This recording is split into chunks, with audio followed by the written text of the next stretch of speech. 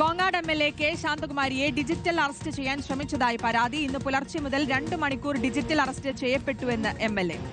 Digital arrest സംഘത്തിൽ മലയാളിയുമുണ്ട്. MLA. കുഴൽമന്ദം പോലീസിൽ പരാതി നൽകി. ഇക്ബാൽ അറക്കൽ ചേരുന്നു.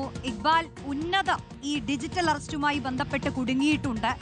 പലതും പരാതികളായി പോയിട്ടുണ്ട്. ഇതിപ്പോൾ എം.എൽ.എക്ക് നേരിടേണ്ടി വന്നത് എന്താണ്? ഈ പരാതിയിൽ പറയുന്നത് എന്താണ് ഇക്ബാൽ?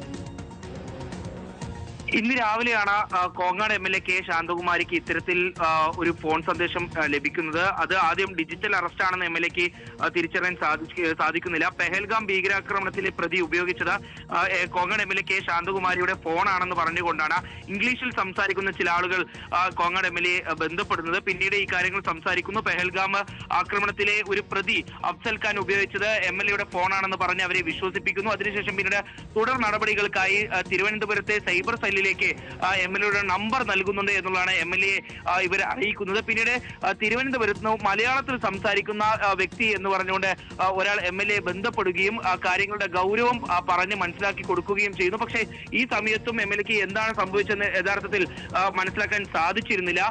ഇതിനിടയിലാണ് പെട്ടെന്ന് മുംബൈയിലെ ഒരു ബാങ്ക് അക്കൗണ്ട് എം.എൽ.എയുടെ പേരിൽ തുടങ്ങിയിട്ടുണ്ടെന്നും ആ ബാങ്ക് അക്കൗണ്ട് ഉപയോഗിച്ചുകൊണ്ട് ഈ തീവ്രവാദ സംഘം അവർ ഈ ഫണ്ട് പ്രതികരണത്തിലേക്ക് പോവുകയാണ്. ഇപ്പോൾ എം.എൽ.എ. തന്നെ ഫോണിൽ നമ്മോടൊപ്പം ചേരുന്നുണ്ട്. ശ്രീ ശാന്തകുമാരി, കേൾക്കാമോ? കേൾക്കാം. താങ്കൾ ഇപ്പോൾ പരാതി നൽകിയിട്ടുണ്ടെന്ന് അറിയുന്നു. എന്താണ് അനുഭവപ്പെട്ടതെന്ന് ആദ്യം പറയാമോ? അതായത് ഇന്ന് രാവിലെ ഒരു 10 മണിയോടെ ഒരു നോർമൽ കോൾ വന്നു. അപ്പൊ ആ കോൾ ഇംഗ്ലീഷിലാണ്. ആ കോള് ശാന്തകുമാരി അല്ലേ എന്നുള്ള രീതിയിലാണ് സംസാരിച്ചത്. അപ്പൊ അതേ പറഞ്ഞു ഇങ്ങനെ ATS നിന്നാണ്, that means anti terrorist squad എന്നാണ് വിളിക്കുന്നത്, മുംബൈയിൽ നിന്നാണ് വിളിക്കുന്നത്. നിങ്ങളുടെ പേരിൽ ഒരു ഡോക്യുമെന്റ് മുംബൈയിൽ ഇഷ്യൂ ചെയ്തിട്ടുണ്ട്.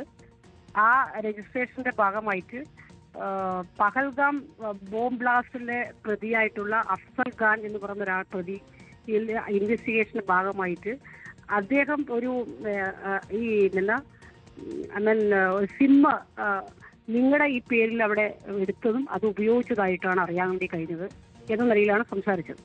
അപ്പം ഞാൻ സ്വാഭാവികമായിട്ടും എനിക്കൊരു ക്യൂരിയോസിറ്റി ഉണ്ട്. അങ്ങനെ ഒരു സാധ്യതയില്ലല്ലോ, ഞാൻ അങ്ങോട്ട് വരുമൊന്നും ചെയ്തിട്ടില്ല, എങ്ങനെയാണ് സാധ്യത അറിയില്ലല്ലോ. അല്ല, അത് വളരെ സീരിയസ് ആയിട്ട് മാറ്ററാണ്. അപ്പോൾ ഒരു കാര്യം നിങ്ങളെ തിരുവനന്തപുരം ഹെഡ് ക്വാർട്ടേഴ്സിൽ നിന്ന് നിങ്ങളെ വിളിക്കും സൈബർ സെല്ലെന്ന് പറഞ്ഞു. എന്നിട്ട് ആ ഫോൺ അങ്ങനെ സ്റ്റേ ചെയ്യായിരുന്നു. നേരെ അവിടുന്ന് തിരുവനന്തപുരത്തുനിന്ന് ഒരു നോർത്ത് ഇന്ത്യൻ മലയാളത്തിലാണ് സംസാരിച്ചത്. അപ്പോൾ ഞാൻ പറഞ്ഞു, ഞാനിങ്ങനെ സംഭവം എനിക്ക് അറിഞ്ഞുകൂടാ, ഞാൻ കറണ്ട് എം.എൽ.എ. ആണ്, റൂളിംഗ് പാർട്ടിയുടെ സ്റ്റേറ്റ് ലീഡർഷിപ്പിലുള്ള ഒരാളാണ്, ഞാൻ ഈ പാലക്കാട് പ്രദേശത്ത് രാഷ്ട്രീയ പ്രവർത്തനം നടത്തി വരികയാണ്. അപ്പോൾ അല്ല, ഇങ്ങനെ സാധ്യതയുണ്ടോ, എന്താണ്, നിങ്ങളെങ്ങനെ പിന്നെ എവിടെയെങ്കിലും നിങ്ങളുടെ ഡോക്യുമെന്റ്സ് എവിടെയും കൊടുത്തിട്ടുണ്ടോ അങ്ങനെ ചോദിച്ചു. അപ്പോൾ ഞാൻ പറഞ്ഞു അങ്ങനെ സാധ്യതയില്ല, ഉണ്ടെങ്കിൽ തന്നെ ഞാൻ പിന്നെ ഇങ്ങനെ ഇവിടെ പിന്നെ മുംബൈയിൽ ഒരു തവണ ഒഫീഷ്യൽ എല്ലാ മിനിസ്റ്റേഴ്സിൻ്റെ കൂടെ പോയിട്ടുണ്ട് നിയമസഭയിൽ നിന്ന്. പിന്നെ കാശ്മീരിലെ നിയമസഭാ കമ്മിറ്റി വിസിറ്റിന് പോയിട്ടുണ്ട്. അങ്ങനെയല്ലാതെ വേറെ ഞാൻ പോയിട്ടൊന്നുമില്ല. അപ്പോൾ പോകുന്ന സമയത്ത് എൻ്റെ എയർ ടിക്കറ്റൊക്കെ ചെയ്യുന്നത് ഇവിടുന്ന് ഒരു ട്രാവൽ ഏജൻസി വഴിയാണ്. അങ്ങനെയൊക്കെ ഞാൻ സംസാരിച്ചു. അപ്പോൾ അത് കഴിയുമ്പോഴത്തേക്കും ഇത് വളരെ സീരിയസ് ആണ്, അപ്പോൾ നിങ്ങൾ ഒരു കാര്യം ചെയ്യുക, അവരെ വിളിച്ചിട്ട് നിങ്ങൾക്ക് ഇതിന് ഇൻവോൾവ്മെന്റ് ഇല്ലാന്നും ഒക്കെ പറഞ്ഞ് നിങ്ങൾ അവരോട് സംസാരിക്കണം പറഞ്ഞ ഒരു നമ്പർ വന്നു.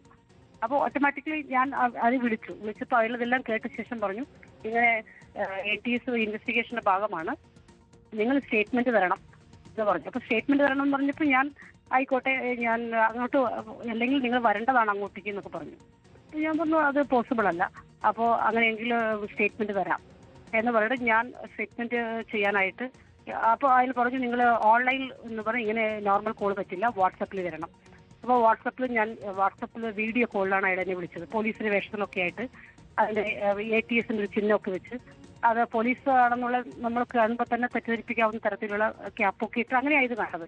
അപ്പൊ ഞാൻ എന്താ വെച്ചാൽ ഈ ഒന്നാമത് ഞാൻ പാർട്ടി ലീഡർഷിപ്പിൽ തെരഞ്ഞെടുപ്പിന് മുന്നിൽ ഇങ്ങനെ ഒരു ആക്ഷേപങ്ങളൊക്കെ വന്നാൽ പാർട്ടിയെ ബാധിക്കില്ലേ എന്ന് വെച്ച് ഞാൻ ഒരു ക്യൂരിയോസിറ്റിക്ക് കൊണ്ട് ഞാൻ അവിടെ ഇരുന്ന് സംസാരിച്ചു. അപ്പോൾ ഏതാണ്ട് ഇങ്ങനെ സംസാരിക്കാനുള്ള ഫാമിലി മാറ്റേഴ്സിന്റെ കാര്യങ്ങളൊക്കെ ചോദിച്ചു. അപ്പോൾ പിന്നെ പറഞ്ഞു നിങ്ങളുടെ പേരിൽ വേറെ ഏതെങ്കിലും ഇങ്ങനെ ഉണ്ടോ, ചിലപ്പോൾ നിങ്ങൾക്ക് ശത്രുക്കളുണ്ടോ, മുസ്ലിങ്ങളായിട്ടുള്ള ആരെങ്കിലും നിങ്ങളുടെ ഫ്രണ്ട്ഷിപ്പ് ഉണ്ടോ, അങ്ങനെയൊക്കെ ചോദിക്കാൻ. ഞാൻ പറഞ്ഞു ഇല്ല, എൻ്റെ കോൺസ്റ്റിറ്റ്യുവൻസിൽ ഒരുപാട് ആളുകളുണ്ട്, ആ മുസ്ലിം വിഭാഗത്തിൽപ്പെട്ട ആളുകളൊക്കെ ഉണ്ടല്ലോ, അവരൊക്കെ എൻ്റെ ഫ്രണ്ട്ഷിപ്പാണ്, എനിക്ക് വേറെ ബന്ധം എങ്ങനെ അറിയത്തില്ല, എങ്ങനെ സംഭവിച്ചതെന്ന് എനിക്കറിയില്ല എന്നൊക്കെ ഞാൻ അങ്ങനെ വിശദീകരിച്ചുകൊണ്ടിരിക്കുകയായിരുന്നു. അപ്പോൾ അത് കഴിഞ്ഞപ്പോൾ I am going to take your statements, നിങ്ങളൊരു സൗണ്ട് ഇല്ലാത്ത അവിടത്തെ ഇരിക്കണം എന്ന് പറഞ്ഞു. അപ്പോൾ ഞാൻ എന്നിട്ട് എൻ്റെ ഓഫീസ് റൂമിലിരുന്നു. അപ്പോഴത്തേക്കും ആധാർ കാർഡ് വേണം പറഞ്ഞപ്പോൾ എനിക്ക് സംശയം ഉണ്ടായിരുന്നു. അപ്പോൾ ഞാൻ പിന്നെ ആധാർ കാർഡ് എൻ്റെ കയ്യിലില്ല, അത് ഡ്രൈവർ കാറിലായിരുന്നു. അപ്പോൾ എൻ്റെ ഹസ്ബൻഡ് ഇവിടെ ഹാളിൽ ഇരിക്കുക. ഹസ്ബൻഡിനോട് ഞാൻ വന്ന് പറഞ്ഞു കാർഡ് ഇങ്ങനെ കൊണ്ടുവരാൻ പറയും, ഒരു വിഷയം ഇങ്ങനെ ഉണ്ടെന്ന് പറഞ്ഞു. അപ്പോഴത്തേക്കും ഹസ്ബൻഡിനെ കണ്ടപ്പം ഇത് ഇവർ പറഞ്ഞു എന്നോട് ഹസ്ബൻഡിനെ കൂടെ വന്നിരിക്കാൻ. അപ്പോൾ ഹസ്ബൻഡ് ഷർട്ട് ഇട്ടില്ലായിരുന്നു, ഷർട്ട് ഇട്ട് വന്നിരിക്കാൻ പറഞ്ഞു. അപ്പോൾ മോൻ ഇവിടെ ഉണ്ടായിരുന്നു, മൂത്ത മോൻ എറണാകുളത്ത് പോകാൻ നിൽക്കുകയായിരുന്നു. അപ്പം പെട്ടെന്ന് മോനെ ചോദിച്ചു വന്നിട്ട് ആരാ അമ്മയെ വിളിക്കുന്നതൊക്കെ ചോദിച്ചു. അത് തട്ടിപ്പായിരിക്കും മാമി, അതാരാ ഹു ആർ യു എന്നൊക്കെ കൊണ്ട് അവൻ സംസാരിച്ചു. അപ്പോൾ ഷോ യുവർ ഐഡന്റിറ്റി കാർഡ് എന്നൊക്കെ പറഞ്ഞിട്ട് സംസാരിച്ചപ്പം അയാൾ ചൂടായി. അപ്പം ഞാൻ പറഞ്ഞു നിങ്ങൾ ചൂടാവണ്ട, കാര്യങ്ങൾ എന്താണെന്ന് മനസ്സിലാക്കാൻ വേണ്ടിയിട്ടാണ്, അയാൾക്ക് അറിയില്ല അതുകൊണ്ടാണെന്ന് പറഞ്ഞിട്ട് ഞാൻ ഇംഗ്ലീഷിൽ സംസാരിച്ചു. അപ്പോൾ അപ്പോഴത്തേക്കും ഈ സമയങ്ങൾ കടന്നു പോവാണ്, അവർ പോയിന്റിലേക്ക് വരുന്നില്ല. ഏറ്റവും അവസാനം എനിക്ക് ഇങ്ങനെ ഒരു കേസ് വന്നു എന്ന നിലയിലേക്ക് വന്നപ്പോൾ അറിയണമെന്നുള്ള വളരെ ആഗ്രഹം ഉണ്ടായിരുന്നു. ഞാനപ്പോൾ ഫോണ് കട്ടാക്കാതെ അവിടെ തന്നെ നിന്നു. കുറച്ച് കഴിയുമ്പോഴത്തേക്കും അതിൻ്റെ ആധാർ കാർഡ് ചോദിച്ചു. അപ്പോൾ ഞാൻ ആധാർ കാർഡിൻ്റെ നമ്പർ ഞാൻ പറഞ്ഞു കൊടുത്തു സത്യേന. അത് കഴിയുമ്പോഴത്തേക്കും പിന്നെ I am just sending this to CIS നിങ്ങൾ വെരിഫിക്കേഷൻ കൂടി അയക്കുകയാണ്. നിങ്ങൾക്ക് നോൺ ഇൻവോൾവ്മെന്റ് സർട്ടിഫിക്കറ്റ് കിട്ടിയാലേ നിങ്ങളുടെ ഫ്യൂച്ചറിൽ ഇനി ഇലക്ഷൻ മത്സരിക്കാൻ പറ്റുള്ളൂ. അങ്ങനെയൊക്കെ പറഞ്ഞപ്പോൾ ഞാൻ കുറച്ചുകൂടെ പാൻഡമിക്കായി. അപ്പോൾ ഓക്കെ സെൻഡ് ഇറ്റ് എന്ന് പറഞ്ഞു. പിന്നെ അപ്പോൾ അയച്ചിട്ട് പറഞ്ഞു നിങ്ങളുടെ പേരിൽ മുംബൈയിൽ കനറ ബാങ്കിൽ ഒരു അക്കൗണ്ട് ഓപ്പറേറ്റ് ചെയ്തിട്ടുണ്ട്. ആ കനറ ബാങ്കിലെ അക്കൗണ്ട് വഴിയാണ് ഈ ബ്ലാസ്റ്റിംഗ് ആവശ്യമായിട്ടുള്ള ഫണ്ട് അവർ പൂൺ ചെയ്തിരിക്കുന്നതിനാണെന്നൊക്കെ പറഞ്ഞു. അപ്പോൾ എനിക്ക് ഡൗട്ടായി. അങ്ങനെ പറഞ്ഞപ്പോൾ എനിക്ക് ഡൗട്ടായി. അപ്പോഴേക്കും എൻ്റെ ഡ്രൈവർ വന്നിട്ട് ഫോൺ കട്ടാക്കും, അത് ഫേക്ക് ആണെന്ന് പറഞ്ഞു. അപ്പോൾ ഞാൻ 2 മിനിറ്റ് കഴിയുമ്പോഴത്തേക്ക് ഫോൺ കട്ടാക്കി. അപ്പോൾ എനിക്കൊരു പന്തികേട് തോന്നിയപ്പോൾ ഞാൻ വേഗം ഫോൺ കട്ടാക്കി 2 തവണ അതിലും അവർ തിരിച്ച് തന്നെ വിളിച്ചു. ഞാൻ ഫോൺ എടുത്തില്ല.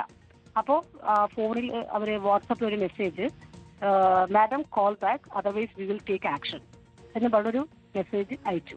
അപ്പോഴത്തേക്ക് എനിക്ക് മനസ്സിലായത് തട്ടിപ്പാണെന്ന് മനസ്സിലായി. ബാക്കി ഇത്ര കാര്യങ്ങളെ പറഞ്ഞുള്ളൂ. ഏതാണ്ട് അപ്പോഴത്തേക്ക് 1.5 മണിക്കൂറിലധികമായി ഞങ്ങൾ അവിടെ തന്നെ ഇരിപ്പായിരുന്നു. ഇവിടെയും പോകാൻ പറ്റാതെ ഇരിക്കുകയായിരുന്നില്ലേ. ഈ സമീപകാലത്ത് തന്നെ ഡിജിറ്റൽ അറസ്റ്റുകളെ കുറിച്ച് കൂടുതൽ കേട്ടിട്ടുള്ളത് കൊണ്ടും നിങ്ങൾക്കത് എളുപ്പത്തിൽ ബോധ്യപ്പെടുകയും ഒരു പരാതിയുമായി മുന്നോട്ട് പോവുകയും ഒക്കെ ചെയ്തു അല്ലേ? അല്ല, തീർച്ചയായിട്ടും. ഞാൻ ഇനി ഈ ബോംബ് ബ്ലാസ്റ്റും അതുപോലെ തന്നെ ഇങ്ങനെയുള്ള കേസിന്റെ കാര്യമൊക്കെ ഞാൻ മാത്രമല്ല, ഞാനൊരു കറന്റ് MLA എന്ന നിലയിൽ ഇങ്ങനൊരു വിഷയം വന്നാൽ ഞാൻ പെട്ടെന്ന് പേടിച്ചു ഓടേണ്ട കാര്യമില്ല. ഇതെന്താണെന്ന് അറിയണമല്ലോ. ആ നിലയിൽ തന്നെ ഞാൻ ആ ഫോൺ അറ്റൻഡ് ചെയ്തുകൊണ്ടിരിക്കുകയായിരുന്നു. പിന്നെ അവസാനം എനിക്ക് പന്തികേട് തോന്നിയപ്പോഴത്തേക്കും ഞാൻ അപ്പം തന്നെ SP വിളിച്ച് സംസാരിച്ചപ്പോൾ മാഡം അത് ഫേക്ക് ആവും, ഒരുപക്ഷെ നിങ്ങളൊരു കാര്യം ചെയ്യൂ, പരാതി തരൂ പറഞ്ഞു. അപ്പോഴത്തേക്ക് എൻ്റെ ഡ്രൈവർ കോയമ്പത്തൂർ പോലീസിനെ വിളിച്ച് പോലീസ് ടീം വീട്ടിൽ വന്നു. എന്തൊക്കെയാണ് വിഷയങ്ങൾ ചോദിച്ചു. അപ്പോൾ തീർച്ചയായും അത് തട്ടിപ്പ് തന്നെയാണ്, മാഡം പരാതി വരുമ്പോൾ ഞാൻ പരാതി കൊടുത്തു. അപ്പം അത് വളരെ ഗൗരവമാണ്. ഞാനിപ്പോൾ നമ്മുടെ വൈകാരികമായ ചില വിഷയങ്ങളാണല്ലോ അവർ ചോദിക്കുന്നത്. പെട്ടെന്നാവുമ്പോഴത്തേക്ക് നമ്മൾ പാൻഡമിക് ആവും. ഇതുപോലെ പലരും പാവപ്പെട്ട മനുഷ്യരൊക്കെ ചെയ്ത് അവർ ഇതിലേക്ക് പൈസയൊക്കെ കൊടുക്കുന്ന വെറുതെ ആയിരിക്കില്ല. അപ്പോൾ ഒരു പബ്ലിക് അവയർനെസ്സിന് വേണ്ടി ഞാനിപ്പം അത് സ്റ്റേഷനിൽ പരാതി കൊടുത്ത് അത് അന്വേഷിക്കുക എന്നുള്ളത് നിലയിലേക്ക് ഞാൻ എത്തിയതാണ്. ശരി, നന്ദി ഈ ഘട്ടത്തിൽ പ്രതികരിച്ചതിന്. എന്തായാലും MLA ഇതിൽ പരാതിയുമായി പോയിട്ടുണ്ട്. ഒരു ഡിജിറ്റൽ അറസ്റ്റ് സംഘം MLAയെ കുടുക്കാൻ ശ്രമിക്കുകയായിരുന്നു. അതിലൊരു മലയാളിയും ഉണ്ടായിരുന്നു എന്നാണ് അറിയുന്നത്. എന്തായാലും കുഴൽമന്ദം പോലീസിലാണ് കോങ്ങാട് MLA കെ ശാന്തകുമാരി ഇപ്പോൾ പരാതി നൽകി.